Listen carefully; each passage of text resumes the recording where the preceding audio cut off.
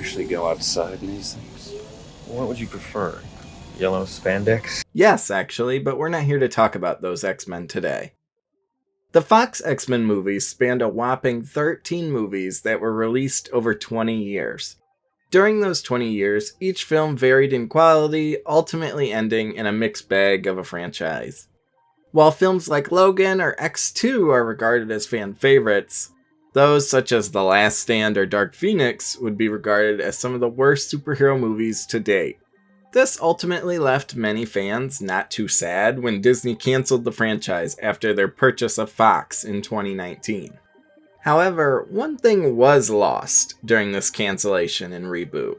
It had appeared that after years of confusing timelines, messy plot holes, and inconsistent characters, the Fox X-Men movies were actually finally leading to something. As they lay dying on the ground, there was one thing left that could bring them all together in a cohesive conclusion. The last few movies, even those that had not yet been developed, all shared one thing in common: a new enemy for the X-Men to face. Throughout the course of their dying moments, these movies were all dropping breadcrumbs that would lead to something sinister. Nathaniel Essex, aka Mister Sinister, is a common foe to the X-Men throughout the comics and animated shows. Originating from Victorian London in the 1800s, Essex was a scientist obsessed with genetics and evolution. After years of studying mutants and allying himself with Apocalypse, Essex eventually began to experiment on himself, becoming the quote-unquote perfect superhuman, known as Mister Sinister. Sinister's powers vary from story to story, but most consistently include superhuman strength, telepathy, telekinesis, concussive energy blast, and a healing factor. Sound familiar? Yes, these are all abilities that the X-Men themselves possess. All of these abilities allow him to stand toe-to-toe with almost every member of the X-Men. Uniquely, Sinister's powers remaining inconsistent can actually be written up to his scientific ability to manipulate, experiment with, and steal other mutants' abilities. Along with stealing mutant powers, Sinister is also a master geneticist, who has perfected his craft in order to create clones of himself, his allies, and his enemies. It doesn't matter how many times the X-Men defeat Sinister, he always comes back with a new clone body. He's also cloned various members of the X-Men at different points, but we'll talk about that a little later. So, you may be asking, why are you talking about this random X-Men villain that's never appeared in the movies? Well, what if I told you he was slowly making his way before the plug was pulled? Sprinkled amongst the last handful of movies from the Fox universe are hints and Easter eggs pointing to Sinister's appearance in an upcoming project. Today, let's take a look at all of Sinister's plans as they appeared in the released films and what might have been had the franchise been allowed to end on their own terms. Ironically enough, our first example of Sinister's presence in these movies is the shortest, but maybe most direct of them all.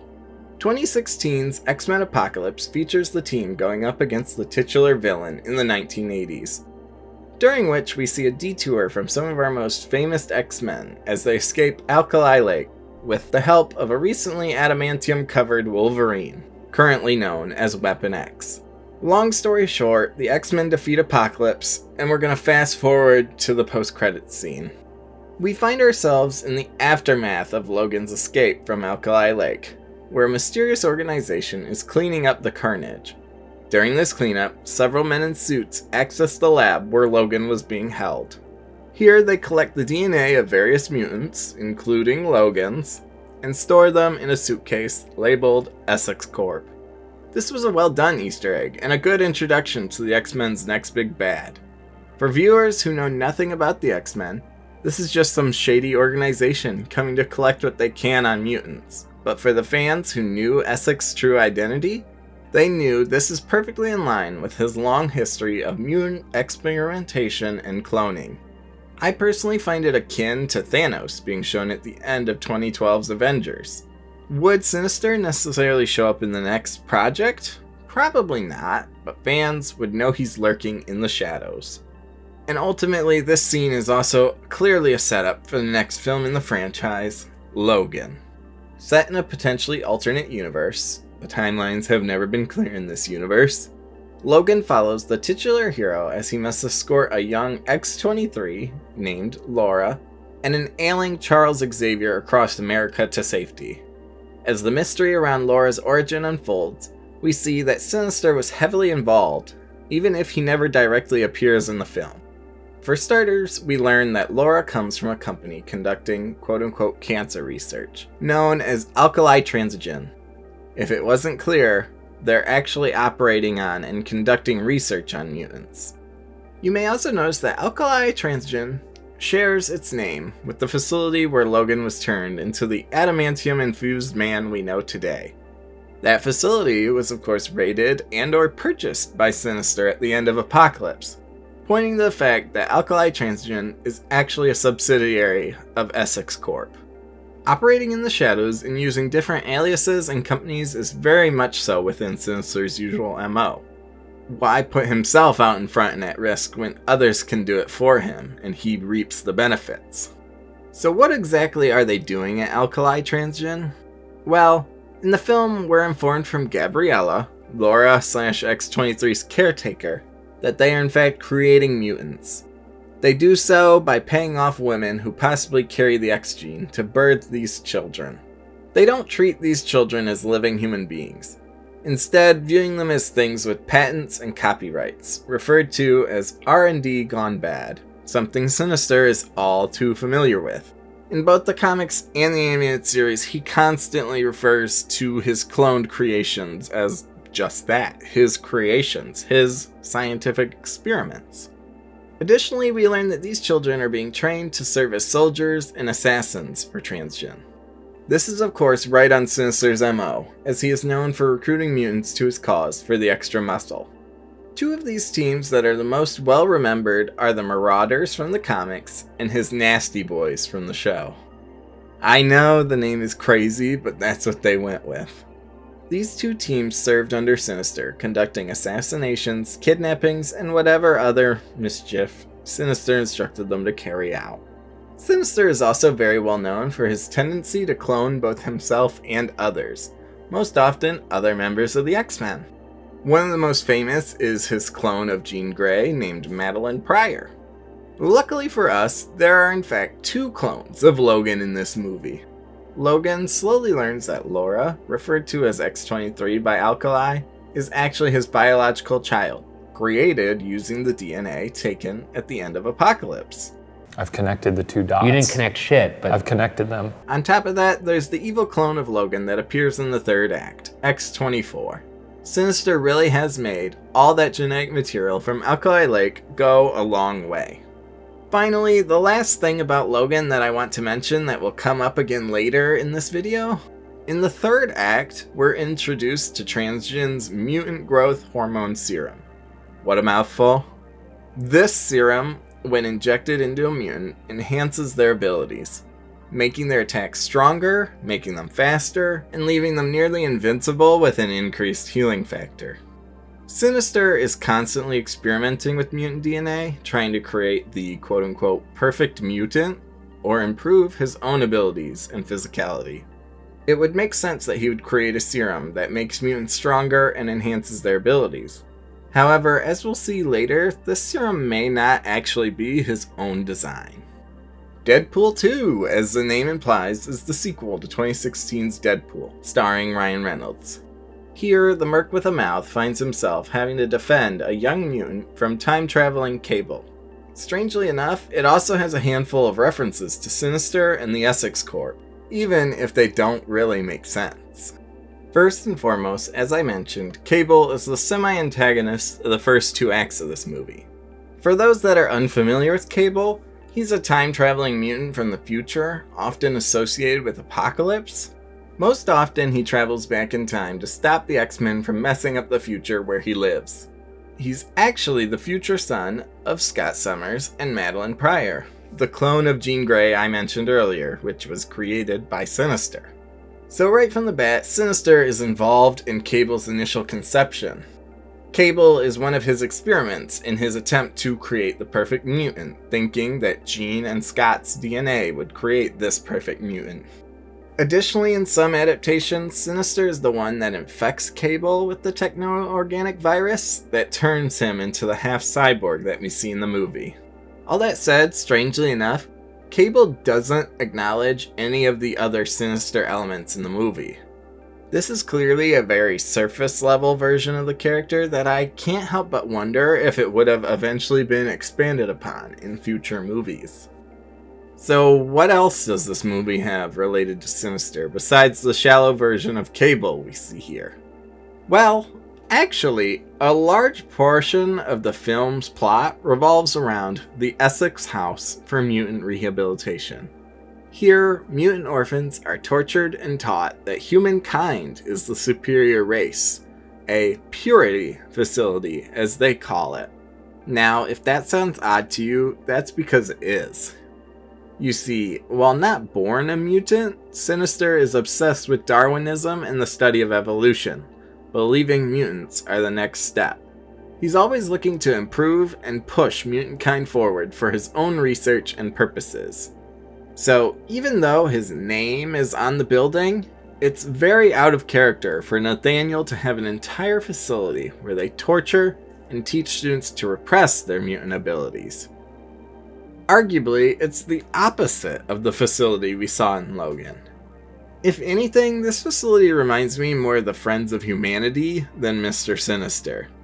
So ultimately, Deadpool 2's inclusion on this list is a bit odd. Characters like Cable and Deadpool, who have history with Sinister, don't interact or acknowledge his presence at all. The major location that is his operation doesn't line up with his MO. And the only impact the events of the movie would have had with him is that Domino frees all the kids at the Essex house, denying him more children for the army we see him creating in Logan and the next movie.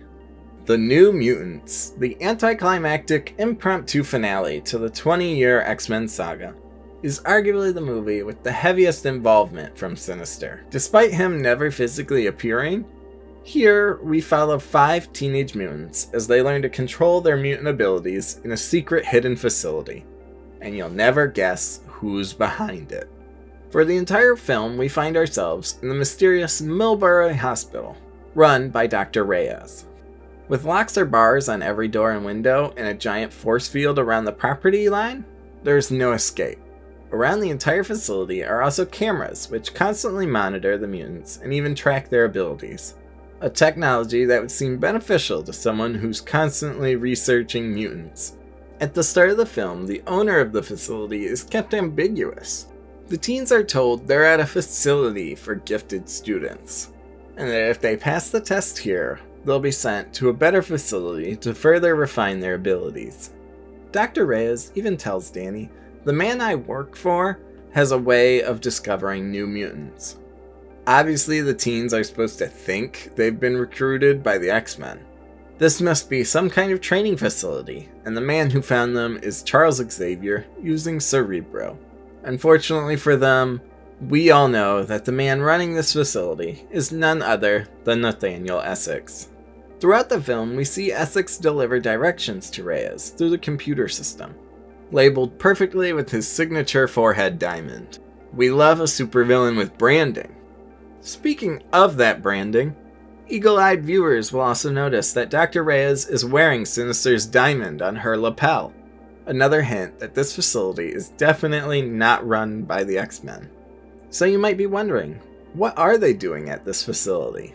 Well, as we learn from Reyes in the third act, she works for Sinister, working here to study and research mutants and turn them into assassins for him. Ring any bells? That's right, he was doing the exact same thing at Alkali Transgen in Logan. Clearly, Sinister is using all these shell corporations to create himself an army of mutants that will do his bidding. It's a little odd to connect these two films, seeing as Logan is meant to be set in a sort of alternate universe, but the X-Men movies have never had a sense of continuity, so don't worry about it too hard. As I mentioned before, the two prominent teams of his are the Nasty Boys and the Marauders, though None of the mutants in this movie have been associated with those teams. So again, we have a movie with a lot of references to Sinister, and we're clearly at a facility that belongs to him, but no Sinister himself. Well, what if I told you Sinister was actually supposed to appear in the film? Since the movie's release, director Josh Boone has actually come out and said that there was a version of this movie that would have featured Sinister in the film itself. But unfortunately, they never got to film it. You see, this movie went back and forth on whether it was going to do reshoots, and eventually after the Fox-Disney merger, they just never did those reshoots. Boone has also claimed that Sinister would have appeared in a post-credits scene, setting up the New Mutants sequel. Boone himself has said that he personally casted John Hamm in the role, but they never got to film it. I myself think John Hamm would have made a very interesting Mister Sinister casting, and I almost wish that if the MCU ever decides to do something with Sinister, that he gets the chance to return to the role. So again, this movie is probably the one that most prominently features Sinister, and ultimately may have been his first appearance, had things gone the way the director and production had wished. But that's all the X-Men movies we have that were released. But what about those that haven't been released? X-Men Fear the Beast is, as the title implies, a solo spin-off for Hank McCoy, aka Beast, as he travels on a journey of self-discovery to Alaska. Here he helps a small town who's haunted by a mysterious creature. Of course, while this film was never produced, the script actually exists out there on the internet. The writer has since uploaded it online, seeing as the movie would never be made under the new Disney-Fox merger. So, in this film, there is an inclusion of Mister Sinister, while albeit very brief. You see, during this story, Beast is investigating this small Alaskan town as it's haunted by the mutant known as Wendigo. And during his investigation, Hank comes across a scarred man. This man is in his 40s and has been blinded by the Wendigo, and is in the background, almost keeping an eye on the events of the story. Now, I know what you're thinking. I said keeping an eye on the events of the story when this man is supposedly blind. But as it's revealed in the film's closing moments, the man is not actually blind. He essentially pulls his face off and reveals that he is in fact Mister Sinister. So you might be wondering, why include Sinister in the very closing moments of the film? That's a little weird. You see, during the film, Hank also discovers that the Wendigo has created a mutant enhancing drug, which makes mutants faster, stronger, enhances their ability, enhances their healing factor. Again, sound familiar? That's right. To me, I feel like this was set up as an introduction for where the mutant enhancing drug that's shown in Logan comes from. At the end, this scarred man, Mister Sinister, steals a vial of this drug. So I believe that this was set up as a little tease for where that drug in Logan came from. Or it could have led somewhere totally new. We'll never know now that that film wasn't produced. Gambit was a movie that was stuck in production forever. It was meant to star Channing Tatum as the titular hero in a story that no one really knows. You see, Gambit never really got off the ground, and the script and things like that haven't been made public like Fear the Beast has. Though, common X-Men collaborator Simon Kinberg claims that Sinister himself would have been the main villain in Channing Tatum's Gambit movie. Though it becomes a bit of a confusing story because he then also claims that despite Josh Boone saying John Hamm was cast in New Mutants, Kinberg says that Sinister was never cast. Frankly, I don't know what to think of this project as, like I said, we don't really know anything of it. The only connection I can see here of why Sinister would be the main villain of the Gambit movie is because, actually, interestingly enough, I've mentioned the Marauders and the Nasty Boys. Gambit has actually been on the Marauders in the comics in the past. So that could have possibly been. The movie starts with Gambit on the Marauders, and then he realizes they're the bad guys, and he goes good. Or Maybe it's set at a point in the future where Gambit has already left the Marauders, and now Sinister is coming to get him back. But we'll never know for sure. So that's how Sinister popped up all over the Fox X-Men universe. The man never appeared physically himself, but he was sprinkled throughout those last few movies and those never produced films. I personally believe he could have been the next big bad for the X-Men, similar to how Thanos was sprinkled throughout the MCU before he finally appeared in Infinity War. So let's sit here and brainstorm of what could they have done with Sinister. First of all, I want to say that I'm not sure if there was a vision. Let's be frank, these X-Men movies have never had good continuity, and it seemed like everyone wanted to use or tease Sinister, but he never appeared. James Mangold has said that Sinister was at some point considered to appear in Logan, but then they didn't do it. Then he was considered to appear in New Mutants, and then they didn't do it. And then he was going to appear in Gambit, and they didn't do it. And he was gonna be in Fear the Beast for a little, almost post-credit scene. But that movie never happened. So frankly, I feel like it was multiple filmmakers wanted to use Sinister, but there was no clear vision. That being said, there were plenty of potential storylines they could have done with what they had set up. As I said, Sinister is heavily involved in the origin of Cable, creating Madeline Pryor, his mother. So I think we could have possibly seen that. Though, to do that, we probably would have had to recast the X-Men again, as while Sophie Turner and Ty Sheridan were both adults at the time of playing their X-Men, they were introduced so young in Apocalypse that I don't know if you could have had this whole relationship where they conceive a child.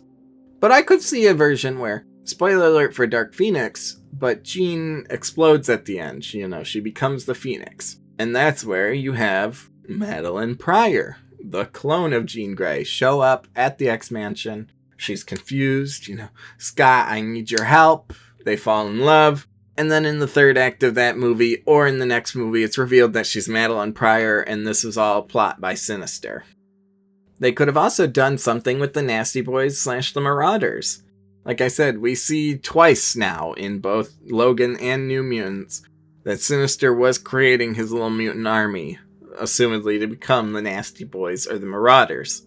Which I think we could have seen, as I said, as the antagonist in the Gambit movie. Maybe in the New Mutants sequel, we would have seen the Nasty Boys, the Marauders, go against this team of kids who were supposed to serve Sinister but broke free. But who knows, again, none of it happened, and that universe is coming to an end at the end of this month with Deadpool and Wolverine. I would love it if we somehow, I don't think we will, but it would be so incredible if in Deadpool and Wolverine there was some kind of nod to John Hamm's Mister Sinister. But those are just my thoughts. Let me know your thoughts on Sinister's involvement / potential setup but never fulfilled in the X-Men Fox movies. If you liked what you saw here and want to see more, I talk about nerdy stuff like this all the time, especially the X-Men. So like, subscribe, and hit the bell so you know when the next one's coming. Thank you for watching, and I'll see you in the next one.